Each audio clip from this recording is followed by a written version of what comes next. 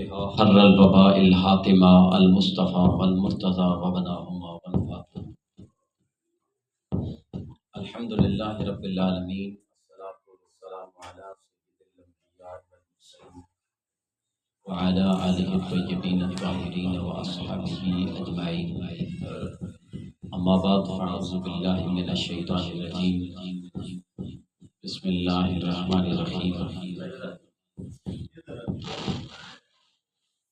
قل إن كان آباؤكم وأبناؤكم وإخوانكم وأزواجكم وعشيرتكم وأموالا اقترفتموها وتجارة تخشون كسادها ومساكن ترضونها أحب إليكم من الله ورسوله وجهاد في سبيله فتربصوا حتى يأتي الله بأمره والله لا يهدي القوم الفاسقين.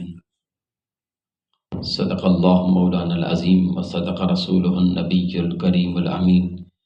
ان اللہ وملائکتہ یصلون علی النبی یا ایھا الذین آمنوا صلوا علیہ وسلموا تسلیما. محبت کے ساتھ محمد و آل محمد کی بارگاہ میں درود و سلام. اللہم صلی علی سیدنا و مولانا محمد وآلہ وعطرتہ بعدد کل معلوم لک. الصلاۃ والسلام علیک یا سیدی یا جد الحسن والحسین. الصلاۃ والسلام علیک یا سیدی یا امام القبلتین. منم محو جمال او نمی دانم کجا رفتم. منم محو جمال او نمی دانم کجا رفتم.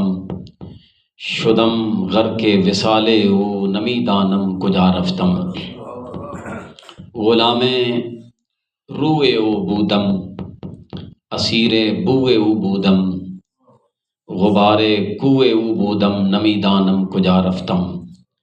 شدم چوں مبتدائے او نہادم سرپ پائے او. شدم محو لقائے او منم نمی دانم کجا رفتم. کلندر بو علی بس ہستم بنام دوست سر مستم. دلندر عشق او بستم نمی دانم کجا رفتم. حمد و صلات کے بعد عزت و احترام کے لائق معزز محتشم مکرم سامعین و حاضرین، آج ہم ایک مرتبہ پھر قاضی ہاؤس میں سہروردیہ نعت فاؤنڈیشن اہل ذوق واکنڈ کے اس پلیٹ فارم سے، جو کہ حقیقی طور پر ترجمان ہے سہروردیہ نعت فاؤنڈیشن کا، ہم یہاں پر خالصتاً اللہ اور اس کے رسول کی رضا کے لیے یہاں موجود ہیں. سب مل کر بارگاہ ایزدی میں ملتجی ہو جائیں کہ اللہ رب العزت ہمیں نمود و نمائش، دکھلاوے اور ریاکاری سے پاک ہو کر اس مجلس میں خالصتاً اپنی رضا اور اپنے محبوب کی رضا کے لیے بیٹھنے کی توفیق عطا فرمائے. یقیناً مجھ سے بھی بہت زیادہ پرانے لوگ اس بات سے بخوبی واقف ہیں کہ عزت مآب قاضی محمد مسعود اقبال صاحب عرصہ دراز سے نعت شریف کی خدمت کے حوالے سے آپ کا نام جانا پہچانا ہے، اور یہ بھی حسین امتزاج ہے کہ نقش بندی سلسلے میں بیعت ہونے کے بعد بندہ لوگوں کو سہروردیہ نسبت کے جام بھر بھر کے پلاتا ہو، سبحان اللہ سبحان اللہ. اور سونے پر سہاگے کی بات یہ کہ پھر اس حسین سنگم میں پھر چشتیوں کو بھی بلا لیا جائے. سبحان اللہ. تو ہم بارگاہ عزدی میں آپ کے لیے ملتجی ہیں.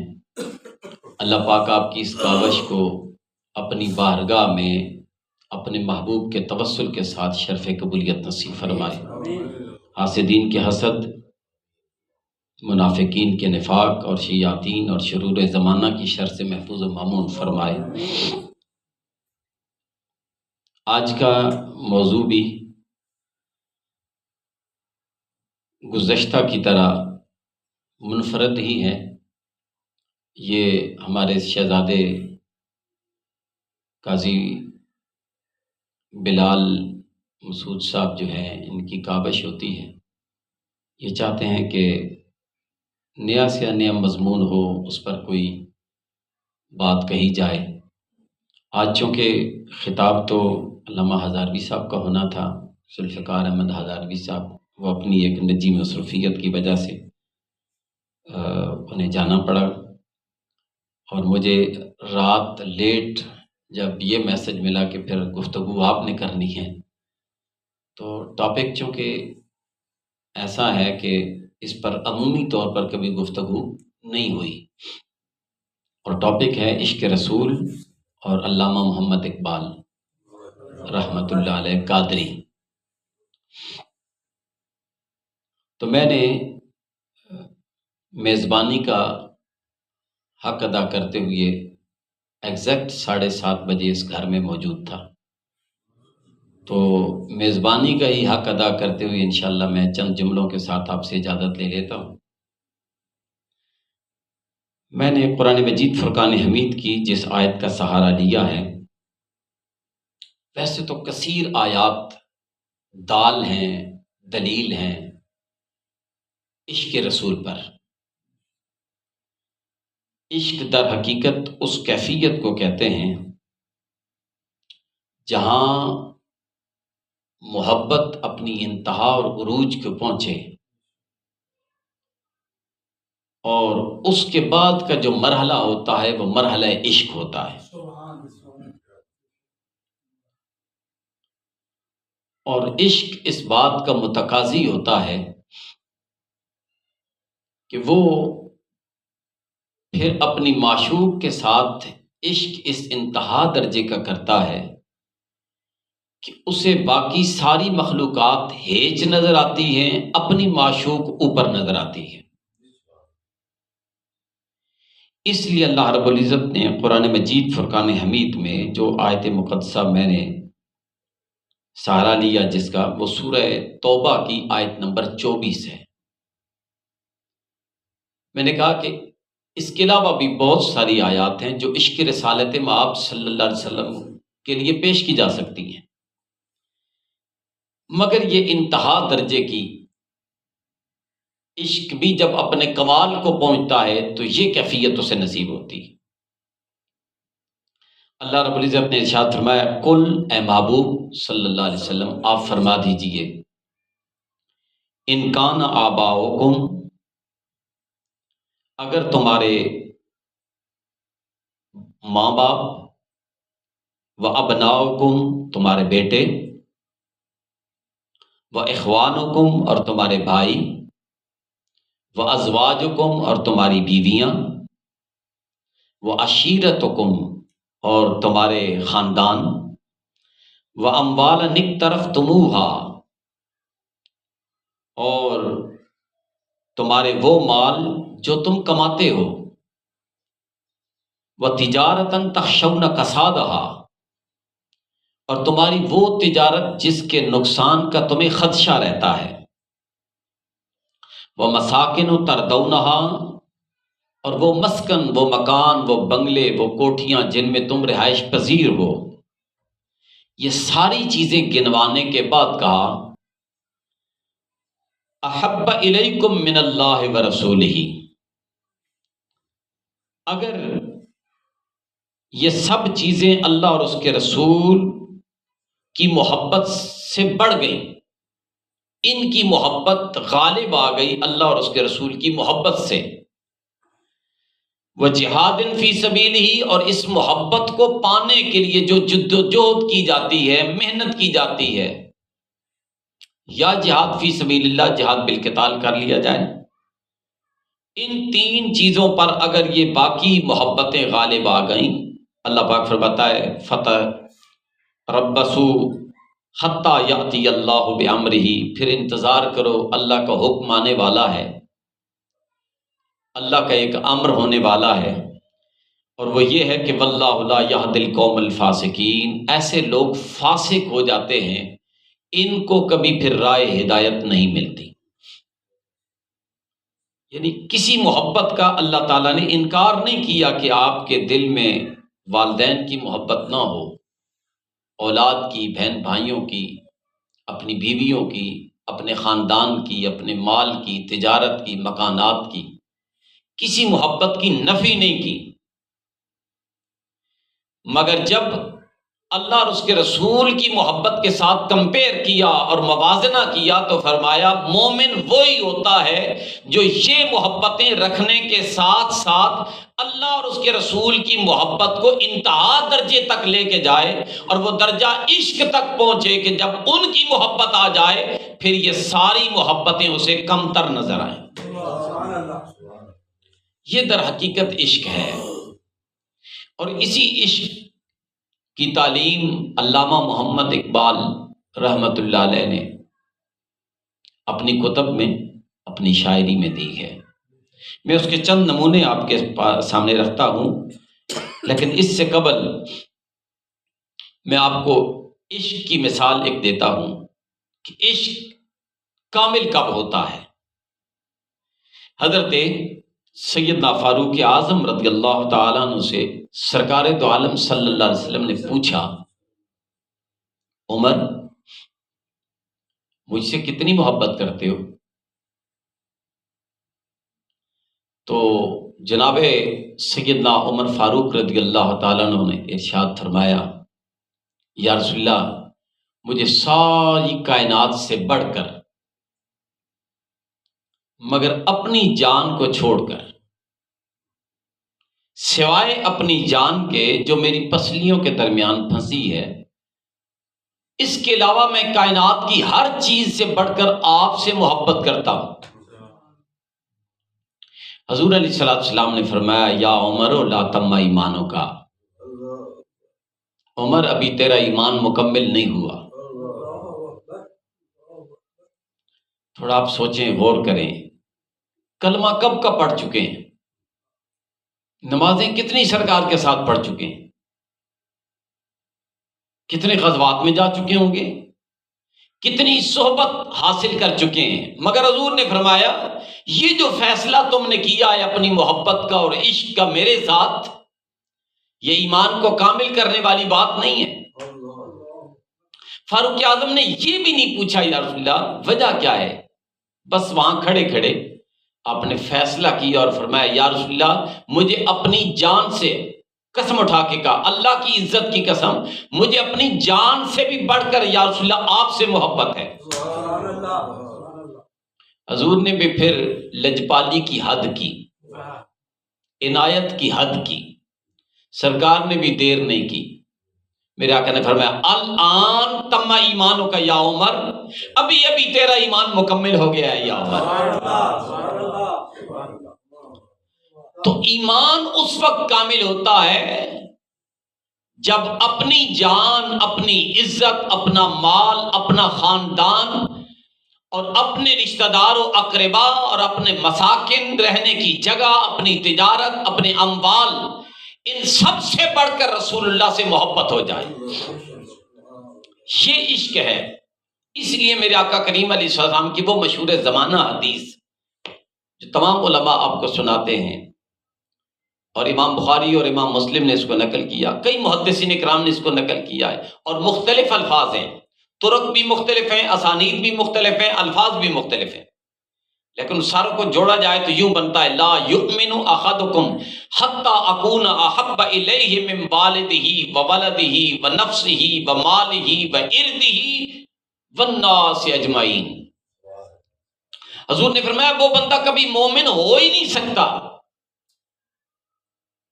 کہ جو اپنی جان سے، اپنے مال سے، اپنی عزت سے، اپنے والدین سے، حتیٰ کہ ساری اولاد آدم اور انسانیت سے بڑھ کر میں محمد کے ساتھ محبت نہ کرنے لگ جائے۔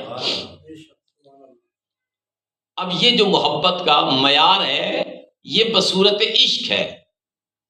صرف اگر محبت ہو تو کسی اور کی محبت رستے میں رکاوٹ بن سکتی ہے.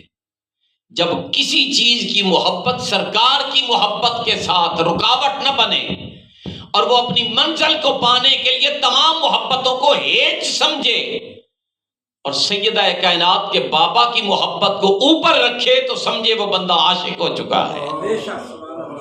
ایسا بندہ عاشق ہوتا ہے. اس لیے علامہ اقبال نے اس کی ترجمانی کرتے ہوئے، میں پہلا شعر آپ کی نظر کر رہا ہوں،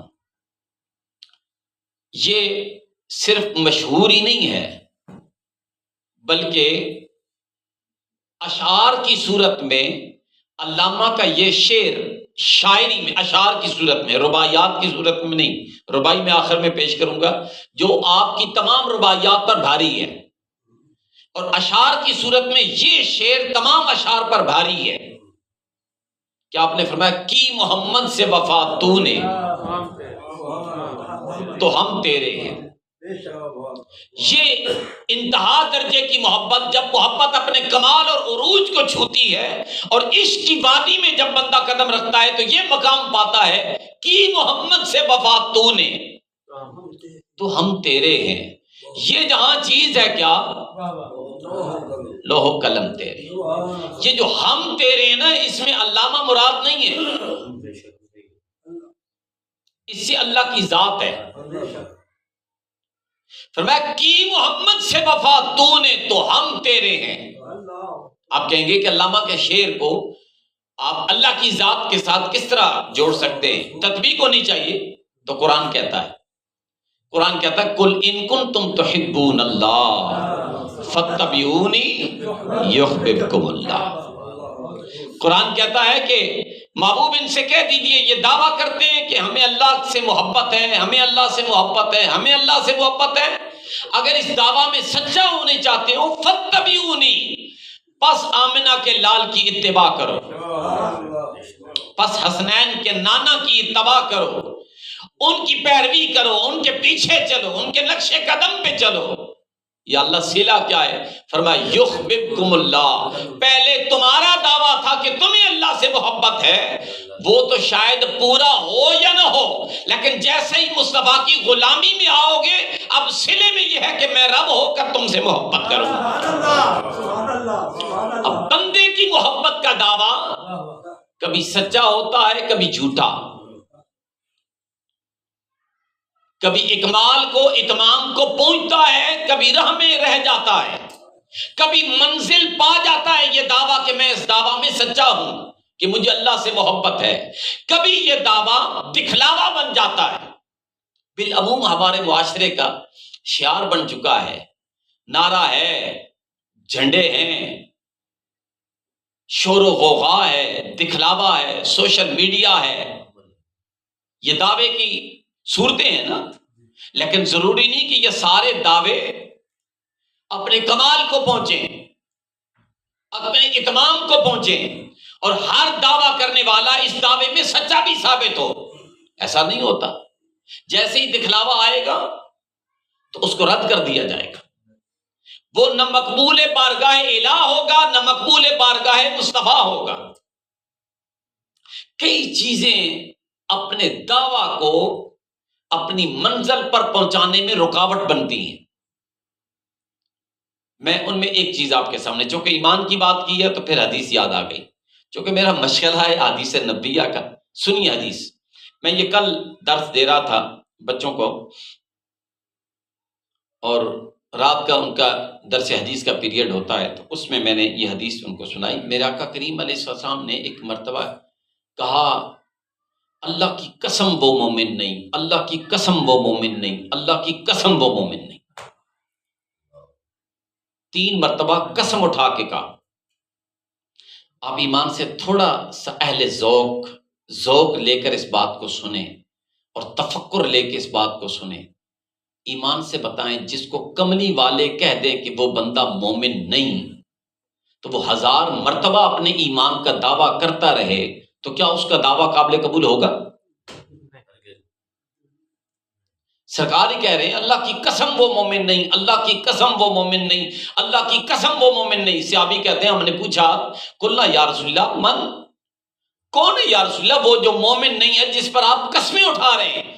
فرمایا جس کی شر سے جس کا پڑوسی تنگ ہے وہ اللہ کی قسم مومن نہیں ہے۔ وہ پڑوسی گھر میں رہنے والے آپس میں بھی ہو سکتے ہیں، وہ پڑوسی گھر کے ساتھ والا بھی پڑوسی گھر میں ہو سکتا ہے، دوسرے گھر والا بھی، وہ پڑوسی ایک بستی کے ساتھ دوسری بستی والا بھی پڑوسی ہو سکتا ہے، وہ پڑوسی ایک ملک کا دوسرے ملک کے ساتھ رہنے والا بھی پڑوسی ہو سکتا ہے۔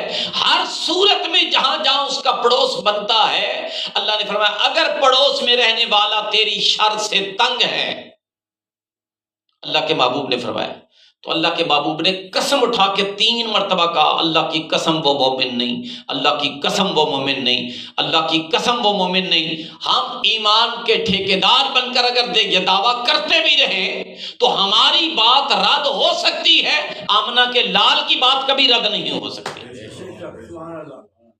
یہ توجہ طلب بات ہے، ہم نے کبھی اس پر غور ہی نہیں کیا، بلکہ رسول اکرم صلی اللہ علیہ وسلم سے میرے آقا کریم نے خود پوچھا من افضل الاسلام من افضل المسلم، سب سے اچھا اسلام کون سا ہے، سب سے افضل مسلمان کون ہے؟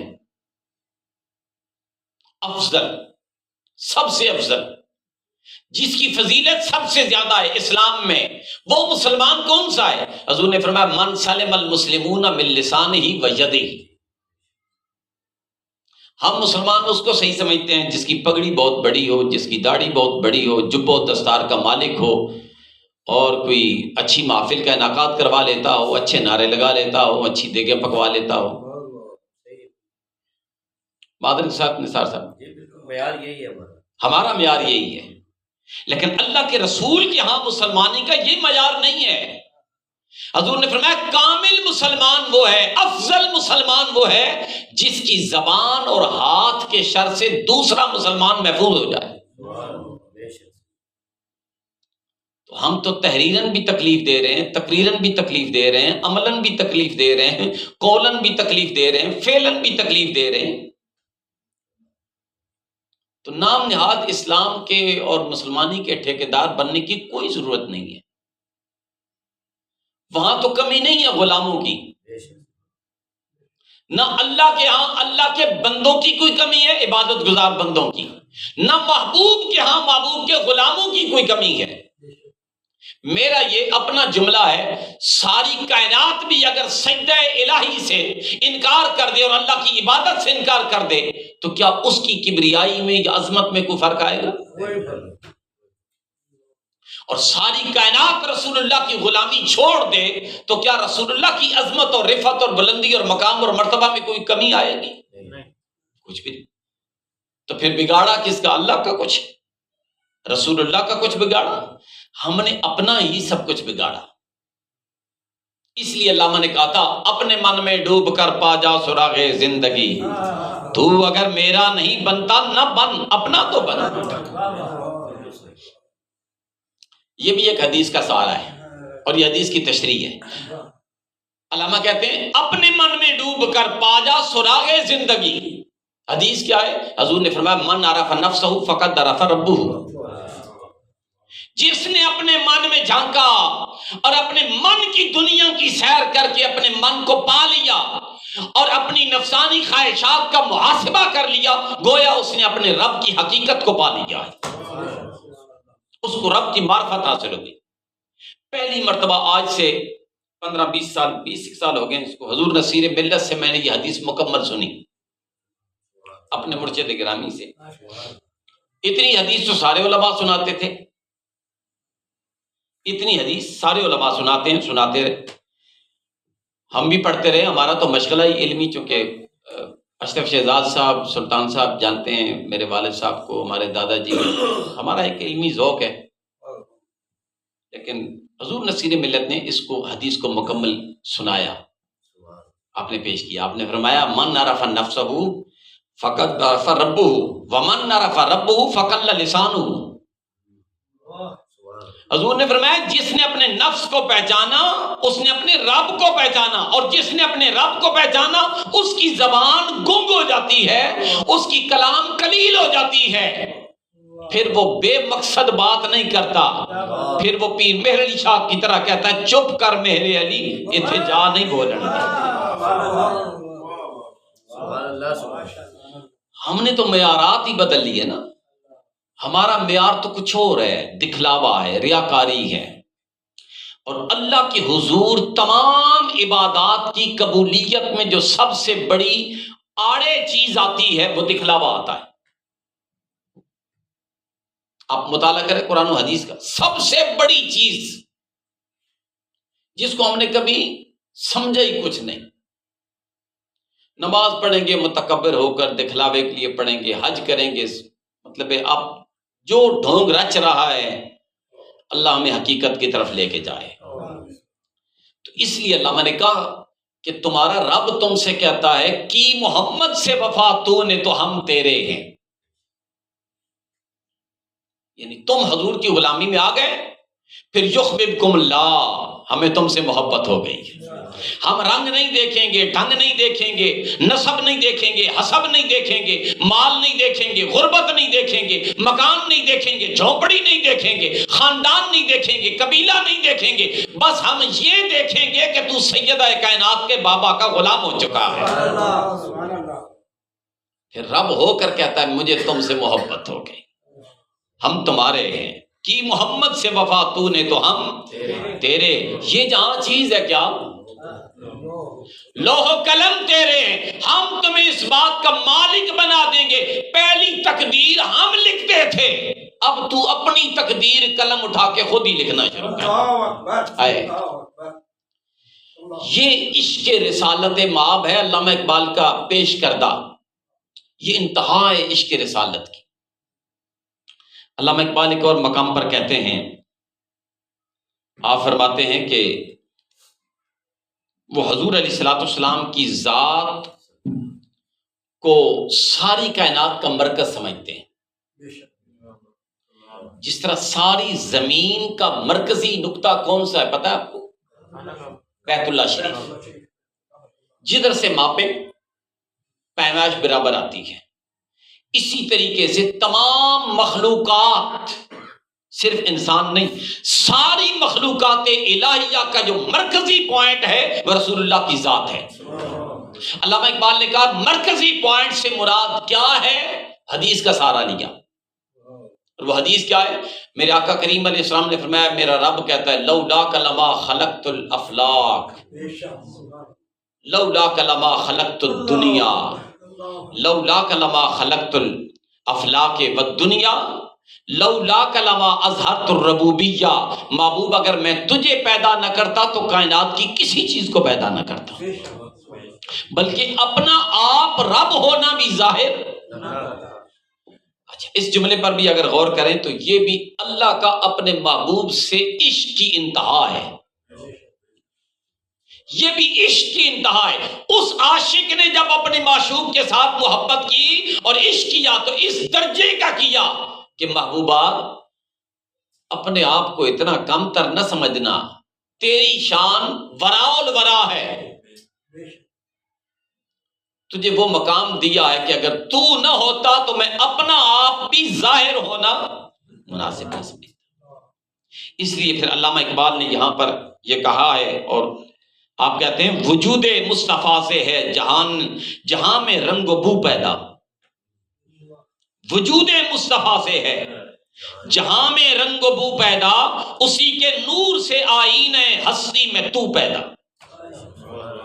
یعنی جو کچھ تجھے رنگ و بو جہان کا نظر آتا ہے اور تیری اپنی ذات بھی ہے، تو یہ صدقہ ہے سرکار دو عالم صلی اللہ علیہ وسلم کا۔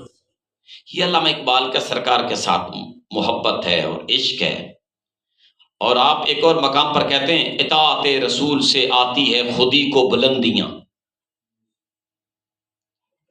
اطاعت رسول سے آتی ہے خودی کو بلندیاں، ورنہ خاک میں مل جاتی ہے انسان کی ہستی۔ اگر اس لبادہ بشریت نے اطاعت مصطفیٰ کو اور سرکار کی سیرت کی اطاعت کو، اس کی پیروی کو اپنی زندگی کا محاصل نہ بنایا تو پھر یہ مٹی کا ڈھیر ہے، پھر یہ کچھ بھی نہیں۔ اور اگر اس نے لقد کان لکم فی رسول اللہ اسوۃ حسنہ سے سبق لیتے ہوئے حضور کی سیرت کو ہی اپنی زندگی کا مرکز و محور بنا لیا تو پھر اللہ اسے مسجود ملائکہ بنا دیتا ہے، اس کا مقام عرف والا ہو جاتا ہے۔ ایک اور مقام پر علامہ اقبال آپ فرماتے ہیں کہ سرکار دو عالم صلی اللہ علیہ وسلم سے اپنی روحانی نسبت کا جو رشتہ ہے ان کا، یہ ایسا تھا، علامہ اقبال نے 2 موقعوں پر کبھی آنسو نہیں چھوڑے، اور اس کی گواہی آپ کے مرشد نے دی ہے۔ آپ کے مرشد ہیں گجرات کے ساتھ اوان شریف، ابھی بھی ان کے صاحبزادہ صاحب محمود احمد اوانی، میری ان کے ساتھ اچھی دعا سلام ہے، بہت اچھے، بہت نائس شخصیت ہیں۔ آپ کے دادا جان جو ہیں وہ حضرت علامہ اقبال کے مرشد ہیں، اور علامہ اقبال کے والد کے بھی مرشد ہیں سلسلہ عالیہ قادریہ میں۔ تو علامہ اقبال سلسلہ عالیہ قادریہ میں بیعت ہیں، یعنی آپ کو حضور غوث پاک کا بھی ڈائریکٹلی فیض حاصل ہے۔ تو پھر ایسا بندہ عشق سرکار میں کیوں نہ رنگا جائے۔ وہ یہ کہتے ہیں کہ حضور علیہ الصلوۃ والسلام کے ساتھ جو اپنی روحانی نسبت ہے اس کو بیان کرتے ہوئے کہتے ہیں زمانہ دیکھے گا جب میرے دل سے اٹھے گا شور، زمانہ دیکھے گا جب میرے دل سے اٹھے گا شور، حضور کی امت میں ہوں یہ ہے میری پہچان۔